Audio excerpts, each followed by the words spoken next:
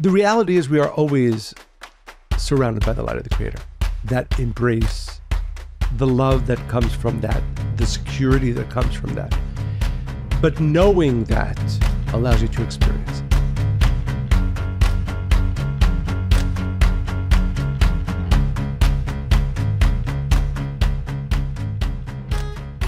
Hello and welcome to Spiritually Hungry. My name is Monica Berg. What's your name? And I am joined. Introducing yourself. I don't know. I just thought I knew you were going to get a chuckle. I'm actually only doing this for you, but you didn't let me finish. Oh, sorry.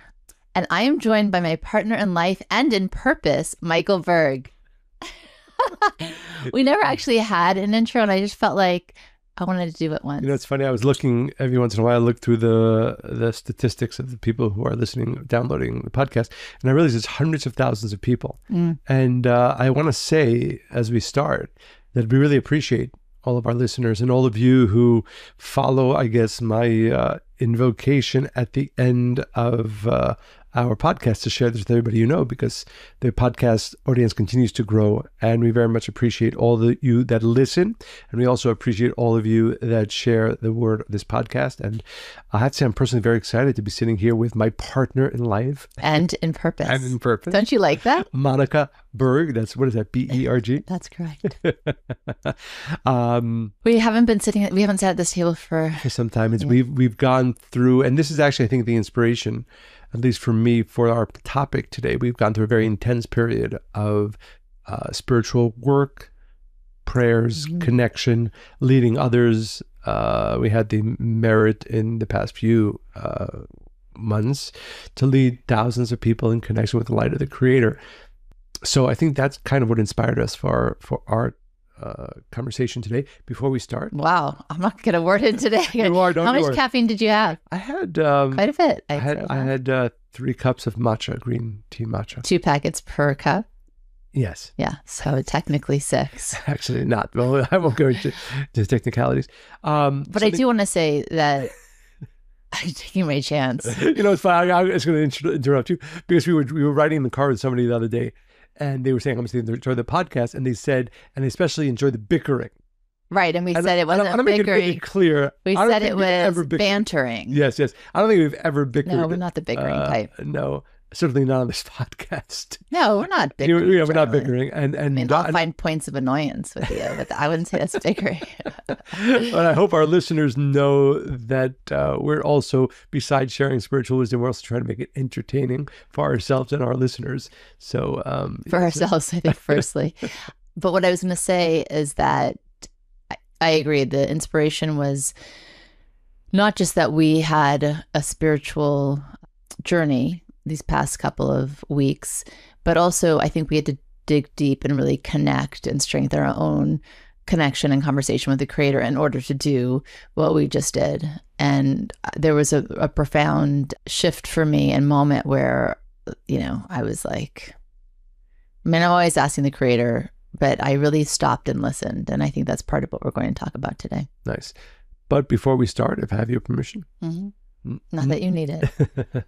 Or going to wait for it. I am going to wait for it. I don't want anybody to think that I'm scared. I was slightly, it wasn't hurt, but I was like, really? That's not at all what's going on here. But I don't think you really the experience. thought it. Oh, really? Yeah, it's probably just a misuse of word. And by the way, if you're listening, I hope you don't take this.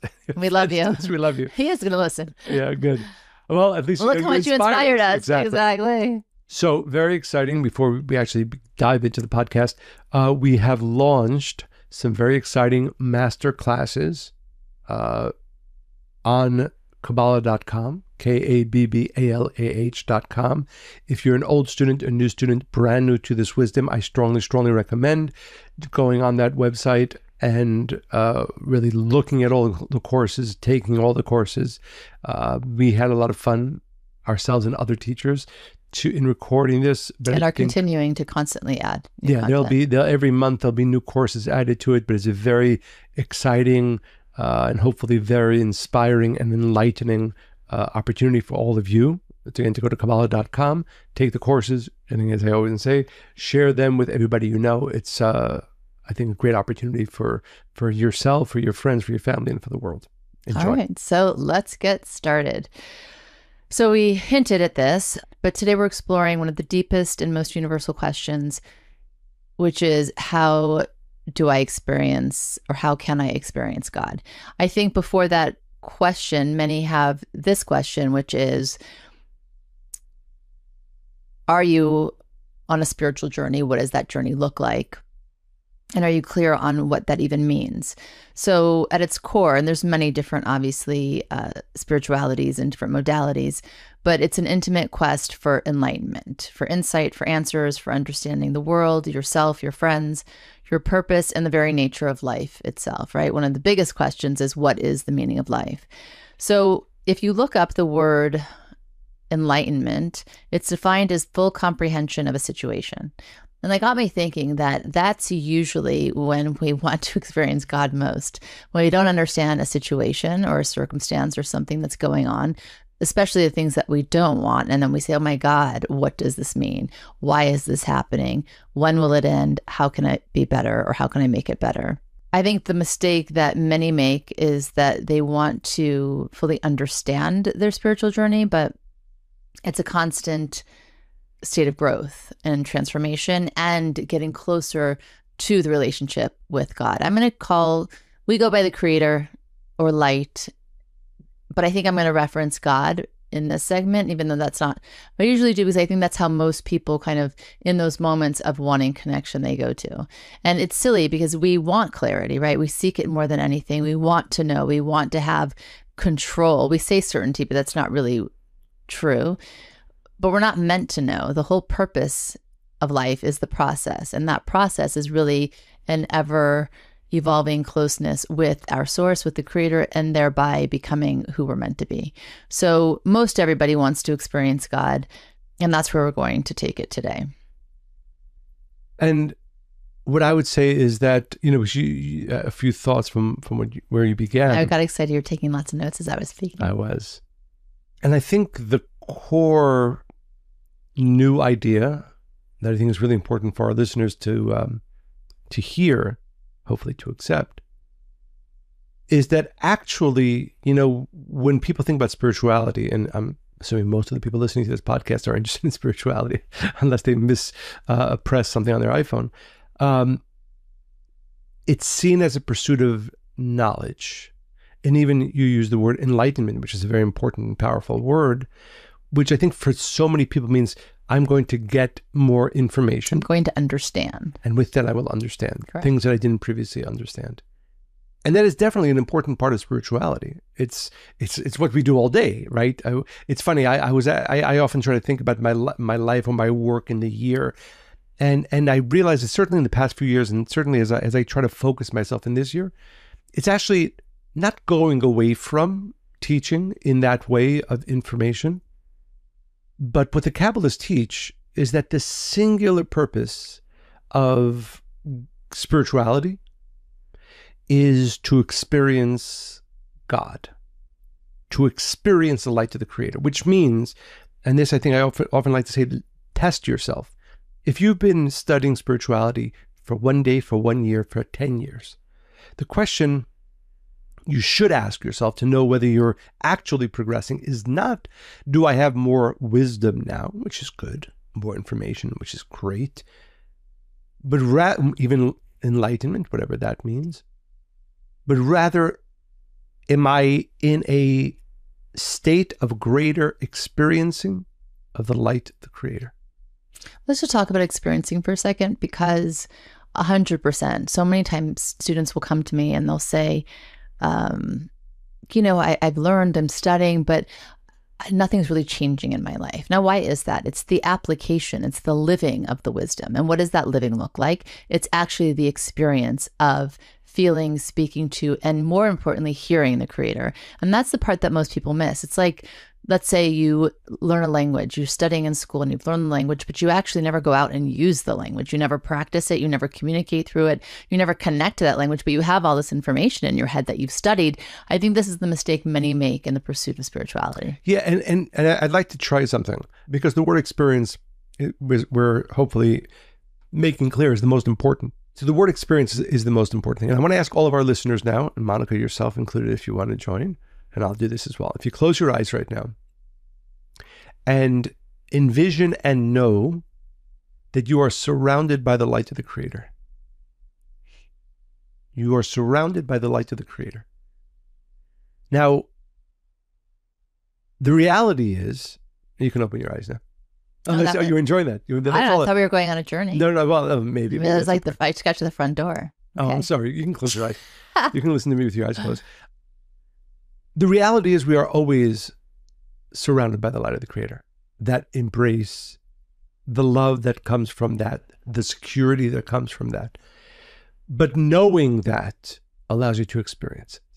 And I think that's really, if I could focus, and I'm thinking this is where I desire to focus my spiritual work, and anything that I learn, I stop, and I don't just take new information in. I say, okay, how do I make this a practice to experience more of the light of the Creator? So for me, it simply begins with and this, when we talk about prayer, we've had a podcast on that. Prayer is just everything that we have, wisdom, prayer, meditation, is for only one goal: to experience more and more of that reality of the Creator surrounding me all the time. Well, it's kind of like that old adage, seeing is believing, right? But really what we're saying is believing is seeing. Because especially in today's world, I don't right? love the word believe, but I understand what you're saying. I would believe would be experiencing. That's what I would say. We could change that word. Experiencing is believe. Especially now with AI, like you can't believe anything you even see anymore. I think everybody can attest to that, right? What we're suggesting is if you want to have that experience, right, you have to have this knowing. So I just want to, because it's stages, right? The first is, I think each of our listeners should redefine what God really means to them, right? Because that word, obviously, and that's why I wanted to use the word God, it carries a lot of baggage. For some, it's fear and guilt. For others, it's comforting. For others, it's triggering. It really depends on how you were raised or your experience until this point. So see where you are with that and use a vocabulary that works for you. The second is ask yourself, why is it that you might feel disconnected from God or the Creator at times? I think often people, when they have questions and they want their prayers to be answered, they mistake silence for absence, right? So often we're not really listening. And that was the profound experience I had over the last few weeks. I was in a state where I needed to give and to inspire people, but I started to have my own certain kind of conversation that I needed to have with the Creator, right? And in that moment, I remember I surrendered to such a state. First of all, I have the certainty, and I know, and I know the Creator's here, and I know the Creator's all around me, and it's everywhere. The light is everywhere. It's in me. It's next to me. It's even the person that hurts me, right? But I remember at that point, I really surrendered, and I went to stillness, and I asked the Creator, I'm coming to you like this. I'm clear about what I need to change. And I threw it all out. Like, here it is, help me. And the answer came immediately. And I had never experienced it to quite that degree before. So those are the first two steps. I think it's important to take everybody through kind of this own, what is it called? Like when you look at a list and you check it. Checklist? No. It was at the tip of my tongue. But anyway, an accounting kind of, for where you are at with your relationship with the Creator so that you can experience it more. So first, redefining God. The second is, why is it that we feel disconnected? If I can say, just you said, that people should create their own vocabulary. And I think it is important to reiterate something we've mentioned countless times on the podcast, that in pure Kabbalistic terms, when we talk about God, we're referring to a positive energy that, yes, was at the creation, the creative force of this universe, and that exists always unchanged, a positive force that is desiring good for me and for you and for every single person living. And I think the immediacy of the availability of that light, I think so often people think, I have to go to God. I have to go to the Creator. No. It's right here, right now. Or I need to be a better person to connect, or I need to be in a good state to hear. And none of that is true. Those are all blockages and illusions to keep us from there's feeling that famous Buddhist, right? It's also a book now, but that, be here now. But what we're saying is more than that, is that God is here now always. Right, that set you can in a, not even a second, because time is an illusionary physical reality. It's not a true reality. Instantly, anywhere, anytime, regardless of where you are, what you are, you can be enveloped in that love, in that embrace, in that light. I think it's very important. What's interesting is you remind me of an op-ed piece I read years ago about a mother who decided to raise her kids specifically not to believe in God. And she went through, I was really annoyed by this article, but all the points of why not, like God is punishing, God is abusive, and like taking the Bible verbatim, like factual, whatever. I was really, maybe that's another episode, but I think that often, especially when we're in pain, we ask, God, why are you doing this to me? Why am I suffering? And it's this blame kind of thing, rather than asking the Creator, like, what am I meant to learn? Who am I meant to be through this experience? What do you want me to see? And that only happens when you realize that you and God, your soul, is the same energy, same frequency, made of the same fiber. And that the immediate, the immediacy of the availability of that energy for you. And I like what you said. I think sometimes people think, well, I'm not a good person right now, or I just did. And again, one of my favorite Kabbalistic teachings is that if you don't know that even after doing the worst thing in the world, the light of the Creator is there for you, then you haven't even begun your spiritual understanding. So that's kind of like if you look at a really loving, nurturing parent. If a child does something very bad, if they're a good parent, they go and they embrace them, they take them in their arms and they say, I know what you did isn't something you feel good about, but I know there's goodness in you. Right. And making, it's that kind of, because I always love that child-parent relationship to see God and yourself. It's the same thing. It's loving, it's nurturing, it's protective. And it's, again, I repeat it one more time, it's immediately available. Immediately available. It's interesting. One of our daughters, both of our daughters, but one of our daughters likes random information so often. They both in do conversation. The Gemini's, yeah. They'll just have like sort of random questions. So just a few days ago, Miriam and I were talking, and the Quakers came up, and she was like, what's the history of the Quakers? And I sort of had some vague understanding of the Quakers, so I did a little bit of research into the Quakers.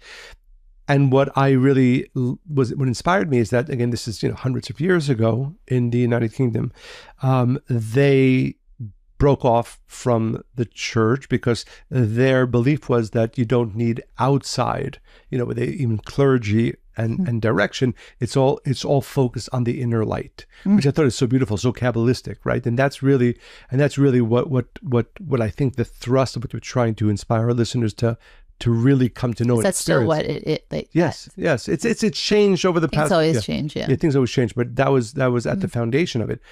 Again, that simple, beautiful, loving energy that we call the Creator, the light of the Creator, is immediately available regardless of where you are. And by the way, the more you are conscious of it, the more you can experience it. The more you experience it, the more you experience it. Meaning every time you're, and I know that you want to go through the rest of the steps that you have, but literally stop 3 times a day, 5 times a day, and just know, and just have that vision of the surrounding light of the Creator all around you. And the more you do that, the more it becomes visceral and real for you. And that's why I use the word surrender, because the truth is when we feel pain, when we feel rejection, when people are mean to us, when we're mean to ourselves, our first thing is either to retaliate or to hate back or hate on ourselves. It's that same frequency when we get stuck in that until we get tired of it or can't take it anymore. But if you actually stop in the moment and say, okay, I surrender to this moment. It's happening for a reason, and I really want to know why it's happening. So even, and I practice this a lot, I probably overdo it. If I hurt somebody's feelings unintentionally, because really it's always unintentional, and I become made aware of it because people feel very comfortable sharing that with me, I will go through my head over and over again, like, what could I have done differently? How could I have done better? And why do I do this? Because the Creator is love. The Creator is unity. And I want to be like that. I don't want to have any separation between me and another human being. Even people who might think they hate me, because really nobody should hate anybody if we really are looking at soul, right? For the most part, you know what I'm saying? So I go to those places and I surrender always in that moment to the Creator. Show me what I meant to see, because I know my ego will get involved. I know with my limited perception of things I won't see, right? So it's really like, that's how you're able to say, okay, the light's all around me. How do you do that? You have to surrender to that. Right. It's not an automatic thing. For sure. But it's a practice that every single person can and should develop. And actually... Why are you smiling a second ago? For many reasons. Oh, I was going to make a joke, which I think was appropriate. Oh, good. You'll have to tell me later. Sure. It's not that funny. I know. I don't know if I should get upset at you or not. No, you definitely should not. We never want to get upset or bickering. But what was something, my train of thought. Surrender. I said surrender, and the light's all around us. Oh, okay. So because we're talking about developing this experience, this relationship with the light of the Creator, I want to share something which is kind of funny. In a lot of religious writings, there's this concept of, even in Kabbalistic writings, praising God, which is something that always felt weird to me. Because it feels far from you, right? Don't you think? It also feels like, because the first, God doesn't need our praise, right? But there's a Kabbalistic connection. Today is the new, well, depending on our listeners listening to this, we're at the beginning of the month of Scorpio. And always in the beginning of the month, there's a Kabbalistic connection, which is called praise. And it's said, at least once a month, sometimes twice a month, depending on the way the month starts. And today, as I was singing, it's this prayer that we sing. And I was singing, and these are, most of them, they're all from the book of Psalms from King David, and they are praises. And I realized, what is the purpose of praising, right? Or really what it is appreciation. So the more appreciation is also a stepping stone towards experience. Because when you sing, as we were doing this morning, and praising the Creator for kindness, for mercy, for endless kindness, what you're actually doing is deepening your connection with the light of the Creator. And that's the purpose of, whether in prayer, when it's called, we're singing the praises or we're saying the praises, it's actually necessary, because it's an intrinsic and necessary part of our deepening of relationship with the light of the Creator. So are you saying, because it's funny, that was under the path to experiencing God is appreciation, but are you saying specifically to appreciate the Creator, or you're saying to have appreciation for all things in general? Well, for the Creator. Well, I think they're related. Well, I was going to say they're intertwined, because all things are of the light of the Creator, and which is, again, I don't. No, it's the same, because I was going to because one of the ways for me, and the Kabbalists teach this, to experience the Creator, is you go out to nature and you see a beautiful tree, you see a beautiful meadow, right? But you recognize the smile on your child's face. You don't take any of those things as natural or for granted, or as separate, right? Oh, this is not simply my child's smile. This is the light of the Creator shining through my child's smile. And the more that you recognize that in each and every moment shows how much you're able to experience the light of the Creator in each and every moment. So the person who is more grateful and is able to recognize those sparks in all things, obviously is more able to experience the Creator throughout each and every day. Exactly. And have many moments of that. Exactly. And therefore, like you're saying so correctly, the more you stop and appreciate, but you appreciate everything, not as a separate existence, but rather as a whole, as a part of what we call the light, beautiful light of the Creator, then you're actually experiencing the Creator in all of those moments. And it's elevating even the smallest moments of each day, like when you eat something or driving in the car. That's why I'm a big fan of blasting music in the car and singing as loud as I can, or it's those moments where you're actually experiencing it. And it's meant to be brought into every aspect of the day, even the things that you don't want to do. Yeah. You're getting that face on again. It's just a little bit of a tangent, but you're so funny. You keep getting this like weird smile. Yeah. You inspire me to think about things. No, so you're talking about the music. And I think just recently, I think it's, I think some of our listeners, not all of them, also listen to this podcast and get musical inspiration. Mm-hmm. So we've been enjoying The Favors recently. So yes, that is a very good band group if you want to listen to them. And it's funny too, because we've been going to more concerts like the kids want to. And normally, and still when they ask, can we do this thing, in the back of my head, I'm like, I am just too busy. I have to work. But for whatever reason, I don't know, maybe it's a shift after the holidays, like every time, and I hope to continue with this, that they're asking for something, even if it's not the thing they're asking for, to meet them in some kind of celebration, right? Because what are they looking for? Yeah, that's the one thing they identified that they want to do together, but they're really looking for connection and celebration. And that's really what it's about. I mean, even for me, with my history with an eating disorder, like I really started doing that recently also, like really enjoying what I'm eating. And then after, thanking my body for being able to enjoy it and digest it. Like to that level, I want to go to a micro level of elevating each experience. And that's what's so important with that. And I think hopefully we're giving our listeners very practical tools to really develop this relationship further, like you said. And that's why Kabbalistically, before we eat, there's a blessing that is said. After we eat, there's a blessing that is said. All that is purely to awaken the consciousness. This is from the light of the Creator. I appreciate it. And I'm therefore, through that appreciation, one more step connected to more deeply to the experience of the light of the Creator. The Rav, your father, used to say, God doesn't show up in your life, you show up in God's. Meaning when you change your state and your consciousness, you're now already in that energy, in that light force, and it's there all the time. Beautiful. So I think we should ask ourselves practically, how are we showing up there every day? And I think that, we're talking now about all the positive experiences that we want to ask our listeners to tie them to an experience with the light of the Creator. I think we can also talk about negative experiences. Mm-hmm. There's a beautiful teaching from the great Kabbalist, the Baal Shem Tov. He says, if you're going through a challenge, again, we make the mistake of thinking, oh, this is not good, or this is not something I want. I am separate from the light of the Creator. Mm-hmm. He says, how do you transform that experience? He says, you go into it and you find the spark of light there, whatever it is, which means you experience the Creator in the dark, mm-hmm. and that transforms the darkness into light. Mm-hmm. So the tool, the power of experiencing the Creator, especially in the dark times, is not just that, it's a step closer, but actually that is what transforms dark times into times of light. We're so on the same page today. So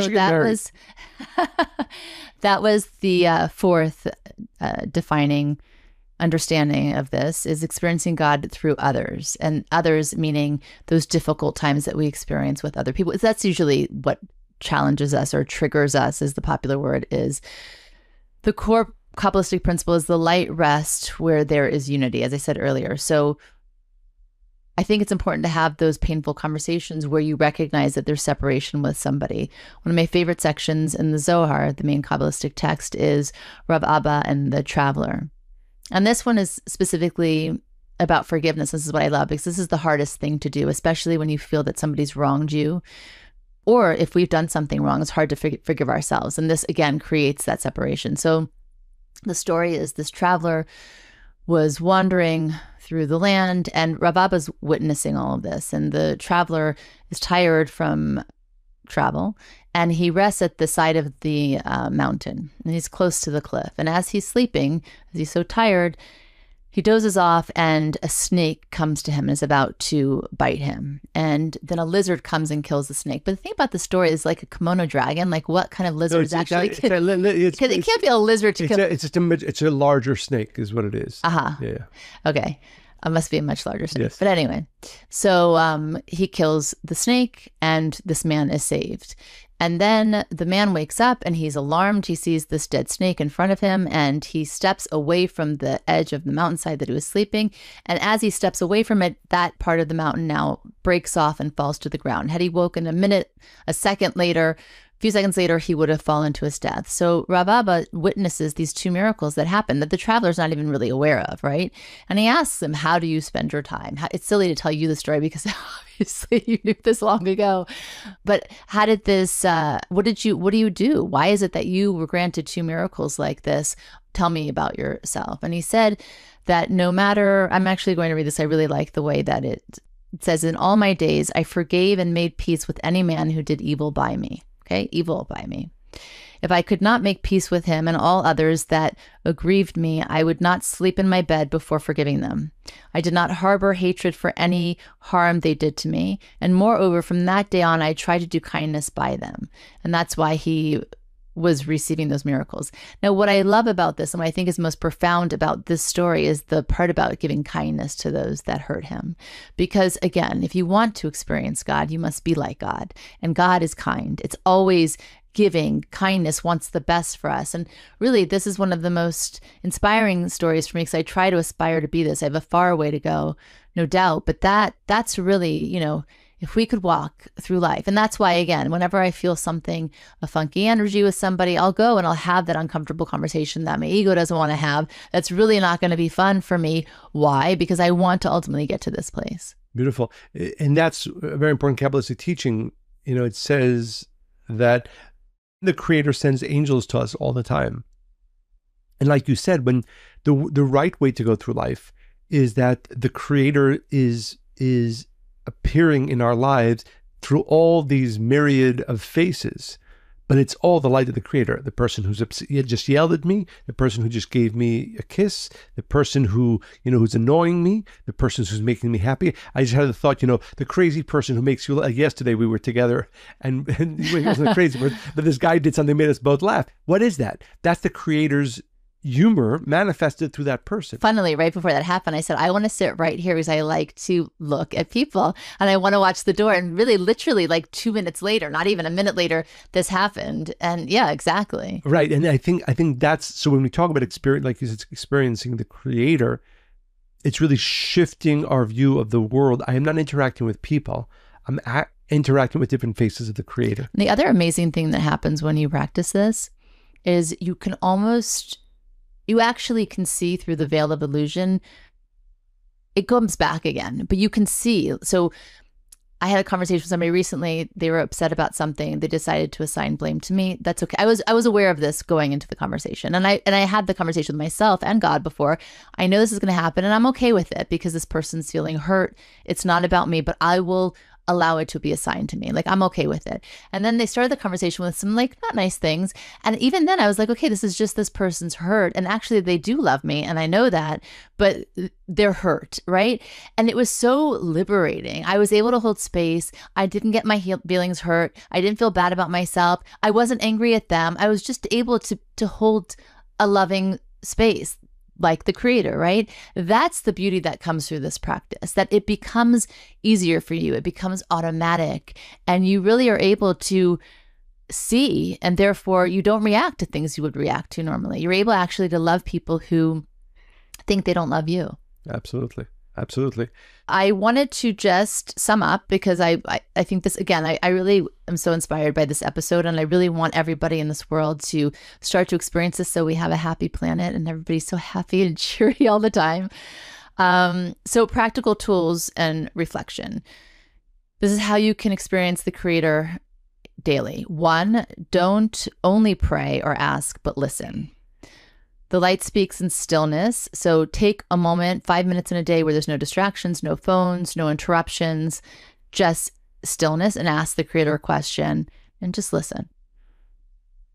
2, do something for someone with no expectations in return, especially those that might be upset or disappointed in you. So both, just give freely, share freely, but also try to go to this place of forgiving and being kind to those that you feel even harm you.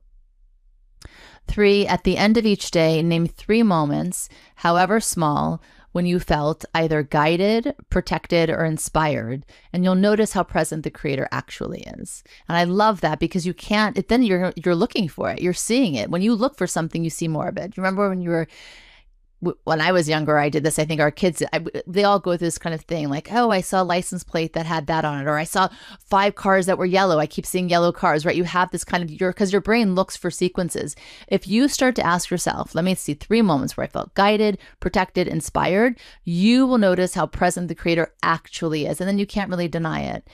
So maybe this episode, really, the real question is not how do I experience God? Maybe it's how do I remember I'm already connected and already experiencing God? Beautiful. And like I would say, I would just add, just underscore whether you're on a spiritual path, religious, whatever it is that you're doing, the most important question to be asking yourself is, my experience of the light of the Creator growing all the time? It's not whether I have more information, more wisdom, more enlightened. It's whether my experience of the light of the Creator is growing all the time. That's the singular purpose for which our soul came into this world. We hope we inspired our listeners to really direct your life and use some of the tools and maybe some of the inspiration that we shared to get there. Before we read a short letter, it's funny, we both read the letters everybody sends us, but I look through the letters and choose one or two to read for each episode. And it's funny that the one that I'm going to read is very much related to something you just said, which is I didn't know. That's an experience of the light of the Creator. Because even the people who are sending us letters, it's the light of the Creator through these people. I read the letters too, but Mikhail reads them faster than I do. This is a great time to remind all of our listeners to continue to send your questions, comments, inspirations, anything and everything that's related, of course, to the podcast, to Monica and Michael at spirituallyhungry.com, Monica and Michael at spirituallyhungry.com. So Karina addressed this letter just to you, this email. Hello, Monica. Thank you. In episode 215, The Power of Prayer, I've recently started praying daily, and I'm realizing that my prayers have primarily been petitionary, focused on asking for help, rather than opening myself to receive. This feels like a significant shift in perspective for me. And then she asked for more clarification on this, and I think the episode will certainly could be enlightening in that way. Thank you again for your work, Karina. So for Karina and for all of our listeners, I think, like you said, Monica, just a few minutes ago, that prayer, again, yes, there is the asking part, but the more significant purpose is the connection part, is the experiencing part. And like I said before, I'm really excited for this episode. I was very inspired for it, and I hope our listeners are inspired by it and make changes to make sure that you are experiencing the light of the Creator more and more.